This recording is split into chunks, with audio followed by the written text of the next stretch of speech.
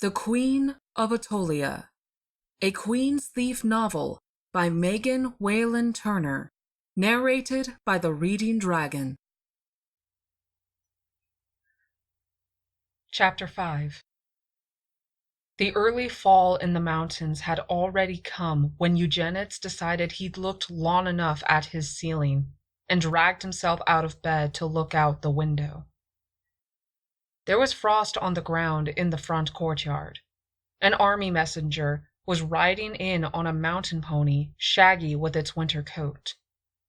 Eugenides turned away and went to sit in the chair by the fire that was waiting for him. He was wrapped in a warm robe and had slippers on his feet. The stump of his arm was bound in a clean white bandage. The bandage was unnecessary. The wound was healed, but Eugenides didn't want to look at it, and keeping it bandaged seemed the easiest solution. His left hand, taking over the tasks of his right, seemed clumsy and uncoordinated, though Eugenides' grandfather had always insisted that both hands be trained to serve interchangeably. Eugenides supposed they worked equally well with the thieves' tools, and buttons were no difficulty. But buckling a belt was tedious, and his grandfather had never insisted he practice sweeping his hair out of his face and hooking it behind his right ear with his left hand. An oversight on his grandfather's part, now revealed.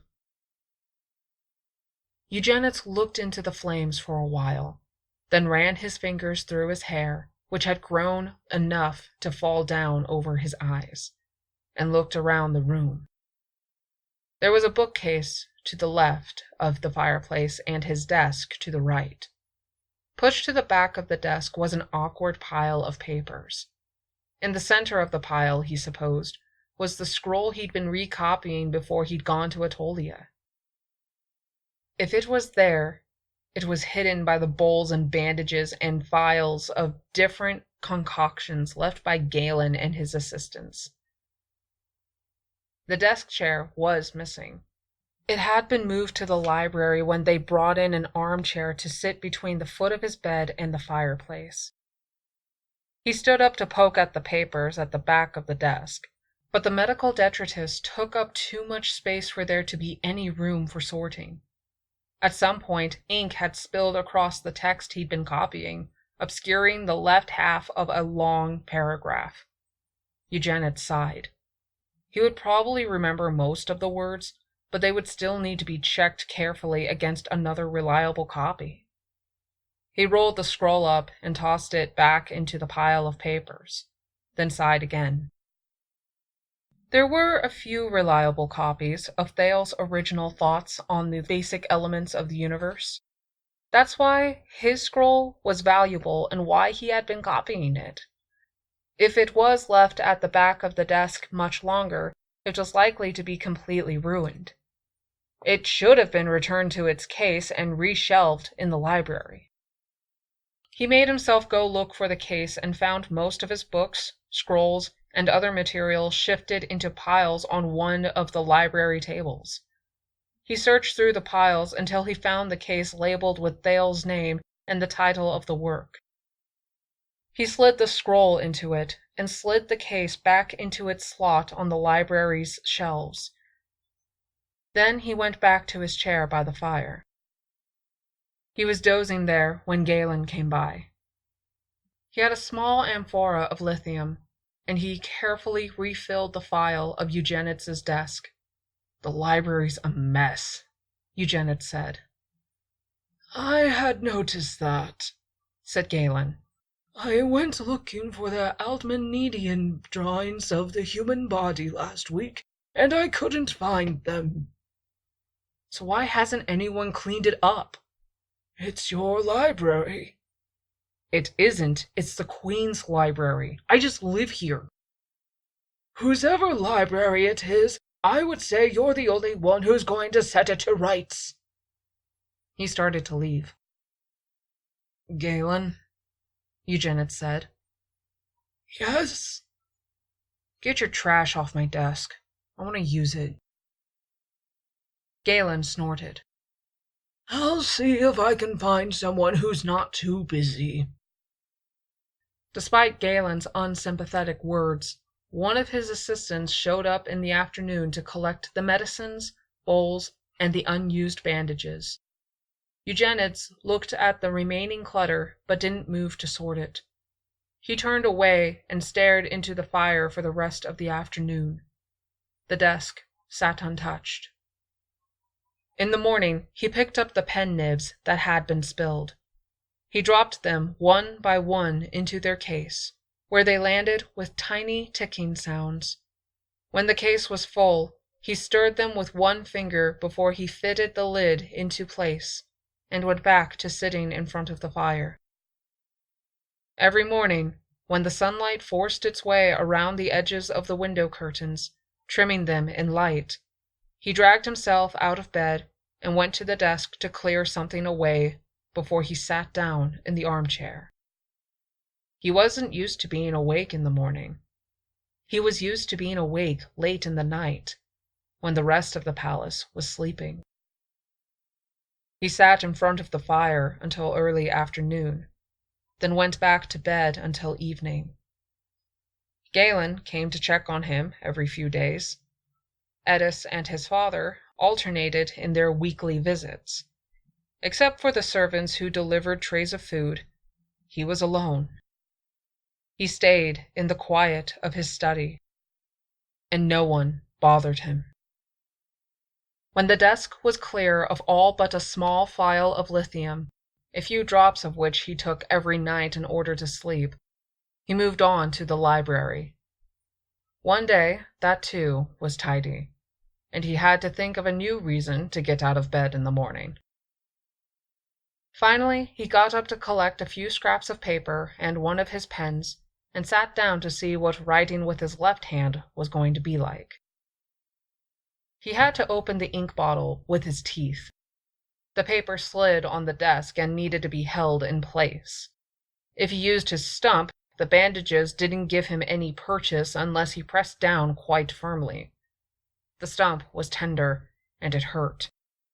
If he used his forearm, he not only covered up most of the paper he was trying to write on, he covered the top part of it, meaning that as he wrote, he would smear what he'd written. Sighing, he got back up and went into the library and over to the chest that held maps in wide, flat drawers. There was a deeper drawer at the top to hold map weights, but it was almost empty. Only 2 mismatched weights were left. There was a third he almost overlooked at the back. Eugenides put them in the pocket of his robe and carried them to his desk. They held the paper in place. He dipped the pen into the ink and began trying to write. He practiced his writing a little every day and was working on it one afternoon when someone crossed the library to knock on the frame of his open door. He looked up to find his father's secretary standing with another man just behind him. "Yes?" said Eugenides. "I brought you a tailor," said the secretary. "Your father mentioned that you might need your dinner clothes refitted or a new set altogether before you can come down for dinner." "Am I coming down for dinner?" Eugenides asked. He hadn't thought about it. Now that it had been brought to mind, he longed for a permanent excuse to miss the formal dinners with the Queen and her court. The secretary looked at him without speaking. The tailor waited patiently. "I guess I'll have to, eventually," said Eugenides, and rinsed his pen. "I don't know why the old suit won't fit, though." The tailor helped him dress, doing up the buttons on the undershirt when Eugenides fumbled with them. Dressed, Eugenides bunched in his hand the extra fabric of what had been a fitted overshirt. "I'm thinner," he said, surprised. "Probably because you don't eat," muttered the tailor through the pins in his mouth, and looked up in time to catch a warning glance from the Minister of War's secretary. He looked back down at the cloth he was pinning, but he didn't forget the rumors he'd heard. Having seen the queen's thief with his own eyes, he thought that they were probably true. That the thief sent his food back to the palace kitchen without touching it. That he kept to his room, seeing no one. That he'd probably die soon. And the whole city grieving as if he were already gone, and that vicious bitch of Attolia to blame. The tailor shrugged and paid close attention to his work. "The undershirt will have to be recut," he said. "I might need a few days to get it done." "Take your time," said Eugenides. The gibbous moon, slightly more than half full, shone from a clear sky on the queen's palace in Attolia. In the summertime, when the palace windows were open, she could lie in the darkness of her bedchamber and listen to the wheels of the heavy carts rumbling in the streets as farmers dragged their produce into the city for the morning market. It was winter. The windows were closed, and when she woke and looked into the darkness around her, the room was silent. She flicked the covers off with an angry sigh and stood up. From the doorway to an anteroom, an attendant appeared. She collected a robe and gracefully slid it over the outstretched arms, settling it on her mistress's shoulders. "Does your majesty require something?" she asked. "Solitude," said the Queen of Attolia. "Leave me." The attendant dutifully left her post and went to stand in the hallway outside the queen's chambers. The queen moved to a window and pulled aside the heavy curtains to look at the moon while passing a sleepless night. One of many. When Eugenides paused in the entranceway to the lesser throne room, those closest to him halted their conversations, puzzled to see a stranger in the doorway, then shocked when they recognized him. He looked older and unfamiliar after his absence. He had the barber clip his hair short again, and his right arm was hidden in a sling. As the court looked him over, silence spread away from the bottom of the stair into the throne room like a wave through a small pond, and he stood immobilized by the stairs. "Eugenides," said the queen. He turned to find her in the crowd. She held out a hand, and he stepped down the stairs and across the throne room to take it and bow over it. "My queen," he said. "My thief," she answered. He lifted his head. She squeezed his hand, and he forbore to argue with her. "Dinner, I think," said the queen, and the court moved into the ceremonial hall, where dinner would be served at the queen's pleasure and a little earlier than the kitchen had planned. Cursing under his breath, the chef rose to the occasion. Eugenides sat between a baroness and a duchess, the queen's younger sister. The loudest sounds in the room were the footsteps of servers bringing the food. People tended to look in sequence at Eugenides, then at the queen, and then at the plates in front of them. Someone coughed or cleared his throat. Someone at the far end of the table mentioned the harvest, which had been good, and the duchess to his right picked up the thread of the conversation. She chatted about the weather, which was cold. It was winter, so that wasn't surprising. When the food came, Eugenides ate the vegetables. He left the meat, because he couldn't cut it, and ate a small piece of bread without spreading cheese on it, because he couldn't do that either. Wine was served with dinner, and when he finished his first serving, the cup was refilled. It was a ceramic cup with a tall, narrow stem and a flared top. Eugenides admired the design painted around the inner rim as he drank from it. Centaurs chased each other in a circle, their bows drawn and arrows notched. 2 hands, Eugenides thought to himself, and put the cup down empty. When dinner was over and the queen stood, Eugenides stood with the rest of the court. 3 fingers splayed unobtrusively on the table, with the knuckles turning white, kept him from swaying. He stayed at his place while his dinner partners excused themselves and drifted off. His father came to slide a hand under Eugenides' good arm, and Eugenides thankfully shifted his balance to lean against him. "Did they not water the wine tonight?" he asked. "Same mix as usual, I think. 2 parts water." That was only civilized. When the room was empty, his father helped Eugenides away from the table and then upstairs to his room. I won't need the lithium tonight anyway," Eugenides said as they reached the door. "Wine's a pleasant substitute." He felt his father stiffen. "I was joking," he said, not sure that he had been. The second dinner was much the same. Eugenides' food arrived in front of him cut into bite-sized pieces, and every dinner had a small bowl of olive oil to dip the bread into instead of cheese. Except that he had to reach across his plate to get the bread into the olive oil, everything went well. The conversation was the same. The harvest and the weather. The rest of the table spoke in hushed tones, difficult to overhear. Eugenides drank less and stared at his plate, unwilling to watch the queen carefully not watching him. The third night, he didn't appear. His place sat empty at the table.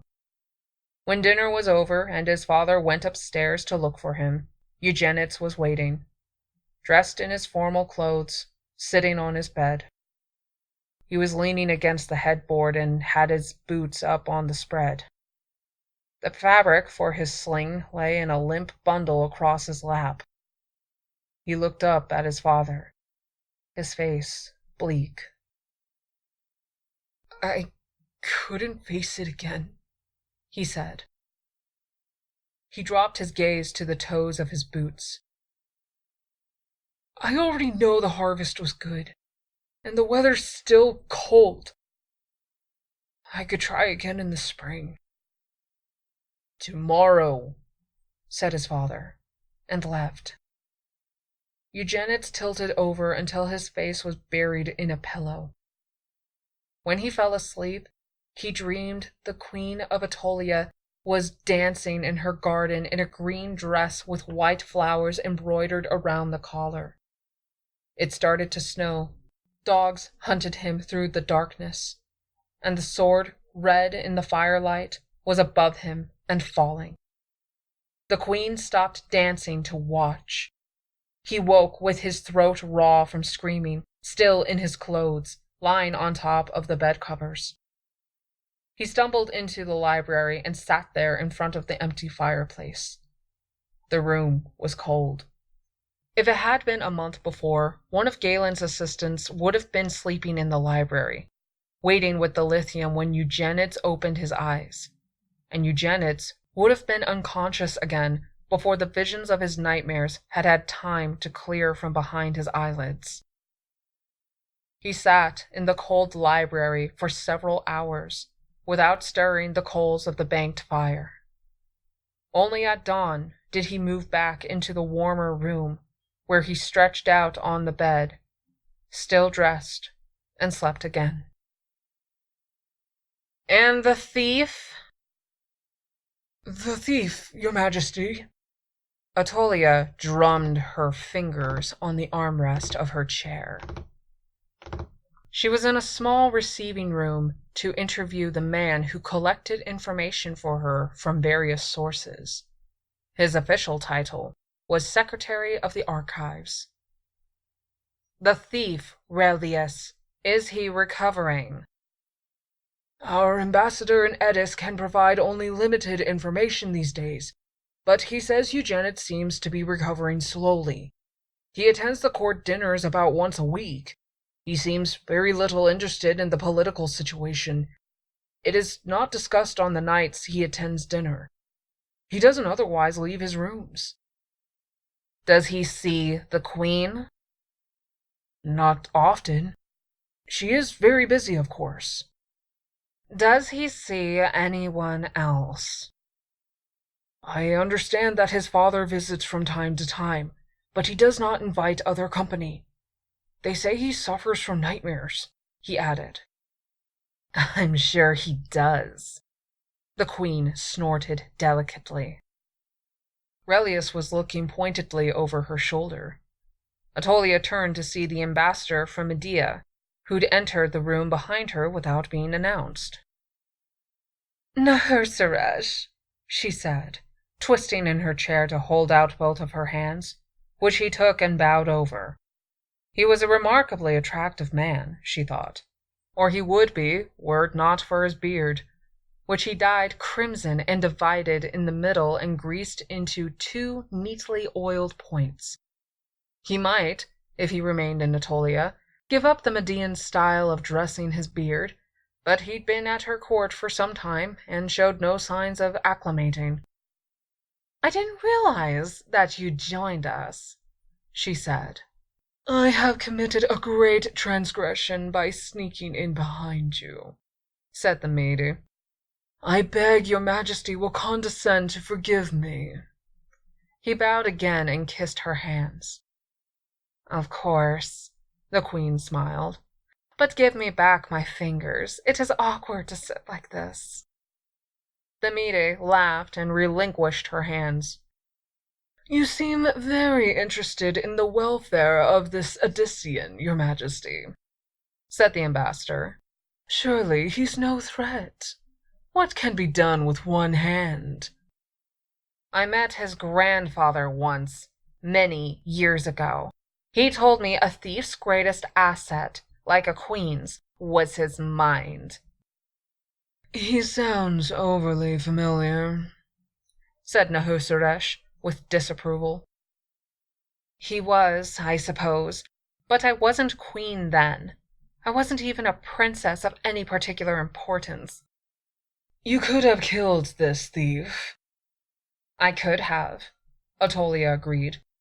This has been as effective, and more satisfying. She was lying. She already wished that she'd killed Eugenides and been done with him. She turned back to the secretary. Does the Queen still call him her thief? She has done so before the court several times, said Relius. You must forgive me, your majesty, the Mede said. Your rituals are arcane, and there remain many with which I am not entirely familiar. Am I right that he was her thief by virtue of stealing some heirloom and then surrendering it to her? Yes. Your heirloom? The Mede persisted. From a temple in my country. Which was then dropped into the lava of their sacred mountain. Heavens, Nahursaresh, you are well versed. What is it you don't understand? The Queen laughed. How could she replace him? He asked. It was a hereditary title for many years, Attolia answered thoughtfully. It could go to the child of one of his sisters. She turned back to her secretary. What does the court call him? Eugenides, said the secretary. The Queen nodded. Of course, she said. I don't understand, said the Mede plaintively.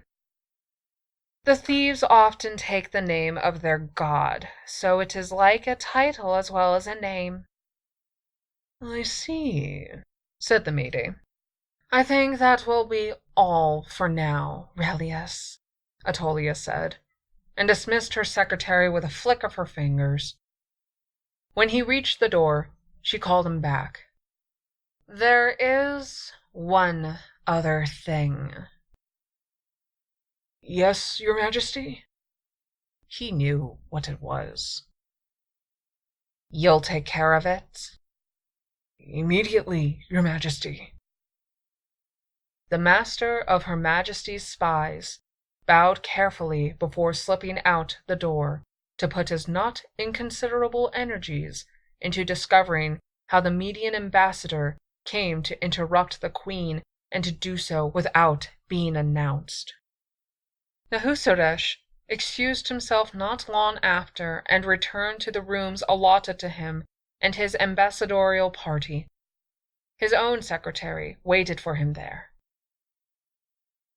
"The messenger from the 3 cities brought a message to you from the emperor," the secretary warned him. "It is with your papers." Nahusaresh found it there, folded and sealed.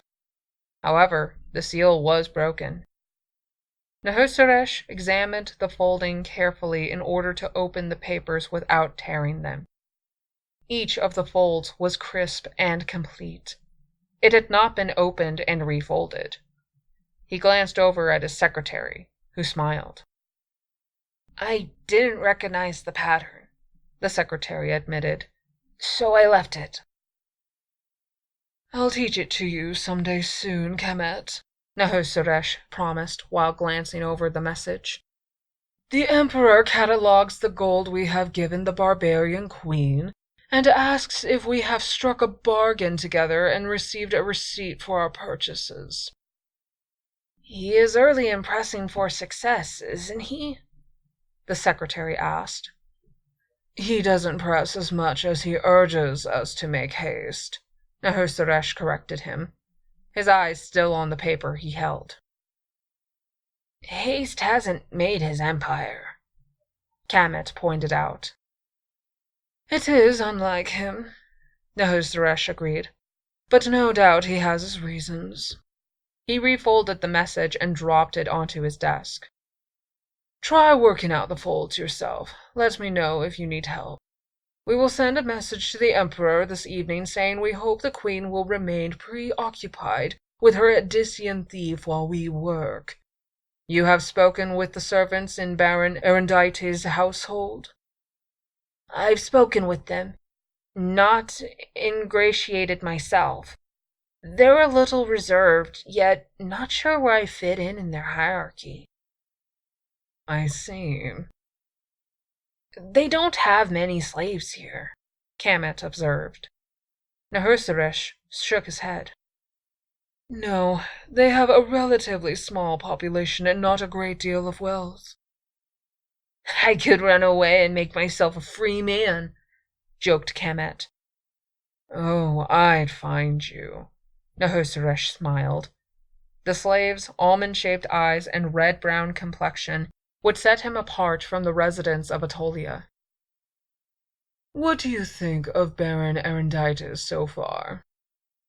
"He's a likely one, very sleek, thinks well of himself. What do you think of the Attolian queen?" "She's quite beautiful," Nahusaresh said. "Yes?" prompted Kemet. "And she has the most appealing of feminine virtues, especially in a queen. She's easily led," said Nahusaresh, smiling. "She's held the throne for some time," the secretary said cautiously. "She secured her throne with brilliant tactics early on that were no doubt those of an advisor, probably the Baron Oronus, or Erudites' father. Whichever of them it was, they are both dead now. She has been shrewd or perhaps lucky in advisors so far. She has to choose another if she hopes to work her way out of her present difficulties." "The one with the most gold?" Kemet asked. "One hopes so," said Nahusaresh. When Attolia was dressed for bed, and her hair was carefully combed and braided, she sent away her attendants and wandered slowly through her chambers. She ran her hand across the covers of the bed, turned back invitingly, but didn't get in. She gathered her robes around herself and sat in a chair by the window, looking out at the night sky. After a while, she relaxed enough to drum her fingers on the arm of the armchair. "I should have hanged him," she said out loud. She said nothing else, and the room was silent as the moon sailed slowly over the roofs of the palace and eventually dropped its light through the window to the carpet by her feet. Exhausted, she finally went to bed and slept without dreaming.